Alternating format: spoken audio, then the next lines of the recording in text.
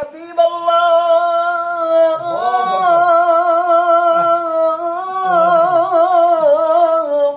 নবীজি আপনি যে সেই মেরাজে গিয়েছিলেন, আল্লাহর হাবিব মুহাম্মদ সাল্লাল্লাহু আলাইহি ওয়াসাল্লাম সাহাবায়ে কেরামদেরকে বর্ণনা দিচ্ছিলেন, সাহাবারাম তোমাদের জন্য আমি সেই মেরাজে গিয়ে দেখেছি একটা বিল্ডিং। জিবরাইল কি বললাম, জিবরাইল এই বিল্ডিংটা কিসের, এই বিল্ডিং এর কি নাম? জিবরাইল বলল, ইয়া রাসূলুল্লাহ, ইয়া হাবিবাল্লাহ, নবীজি এই বিল্ডিং এর নাম হলো হাউজে কাউসার। সুবহানাল্লাহ। সাহাবায়ে কেরাম প্রশ্ন করো, ইয়া রাসূলুল্লাহ, ইয়া হাবিবাল্লাহ, নবীজি আমরা হাউজে কাউসার পান করব কি দিয়ে?